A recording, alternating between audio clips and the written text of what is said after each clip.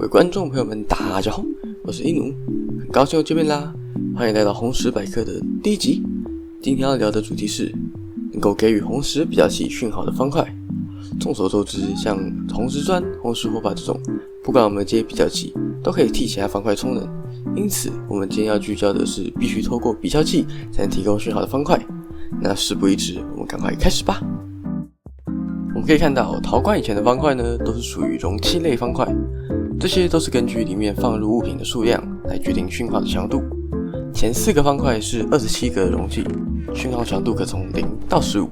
其中比较特别的是陷阱储物箱，可透过开启的方式给予1格的讯号。每种强度的讯号所需的物品量都在这里，有需要的观众可以暂停看一下哦。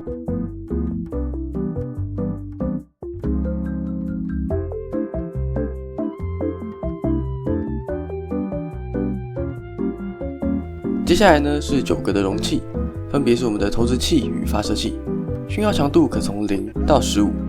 这2个就没什么特别的，所以我就直接提供讯号强度图吧。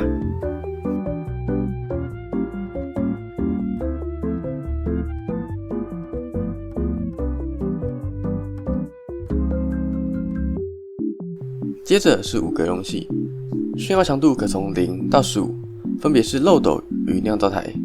漏斗的运作原理和前面的其他容器一样，我就不多介绍了，直接附上讯号强度图。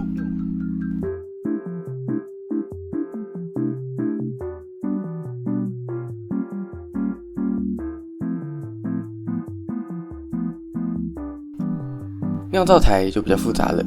首先呢，预输的烈焰粉是不提供讯号的，也跟漏斗一样，每一组物品提供3格讯号。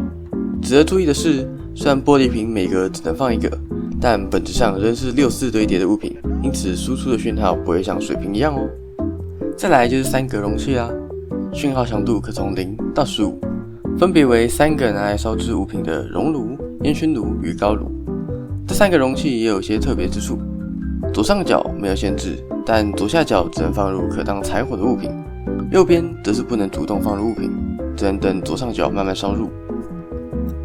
容器的最后就是单格的陶罐啦，讯号强度可从0到15，这个也没什么特别的，我就直接附上讯号强度图吧。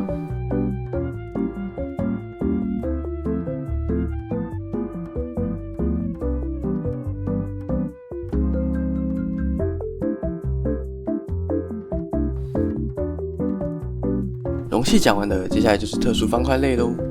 后面的方块提供讯号的方式与强度都与前面的有所不同。首先是放入书和羽毛笔的讲台，讯号强度可从0到15。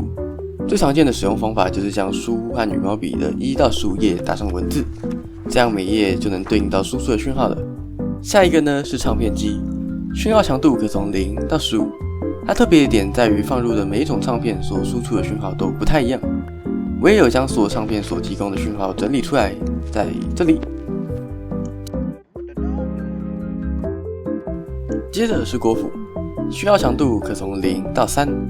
如果是隐藏门爱好者的话，应该多少都有见过这个。自我介绍的那部影片也有展示过使用锅釜来触发的门。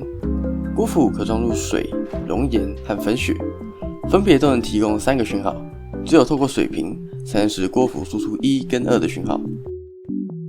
盖过蜜蜂农场的玩家应该也知道这个，那就是蜂窝和蜂箱内蜂蜜的数量可以决定它输出讯号的大小，而蜜蜂的数量则不影响，强度可从0到5。浮雕书柜是一个我觉得最特别的方块，它输出的讯号和玩家最后互动的格子相关，不管是放入或取出，这可是其他方块都没有的特性。讯号强度可从0到6，不过如果互动过的话就变成1到6了。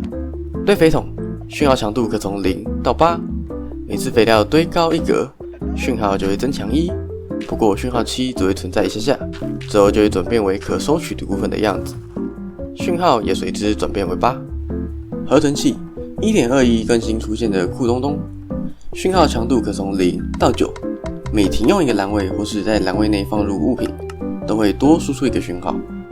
铜灯，讯号强度为0或15，被充能后会亮起，并提供强度15的讯号，在被充能一次后会按掉，相机的下方那个喜欢按钮。如果到目前为止觉得我影片实用的话，不妨帮我按下去吧，记得按1次就好咯。接下来这个应该鲜少人知道，那就是放入中介之眼的传送门框架居然能提供15的讯号。我想这应该没有人会无聊到用这个特性吧，而且也不实用。下一个就是嘎吱之星，这里我们简称嘎吱窝，讯号强度为0或15。和平模式下呢，就算在夜晚嘎吱窝亮起的状态，也无法提供讯号。要到简单模式以上，嘎吱有被召唤出来，才能够提供讯号哦。最后2个是校准符铃侦测器与符铃侦测器。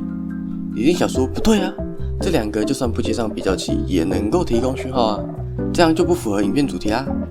别担心，因为虽然这2者本身就能够提供讯号，但是接上比较器后输出的讯号竟然有所不同，我觉得很特别，所以就把它们2个都加进来了。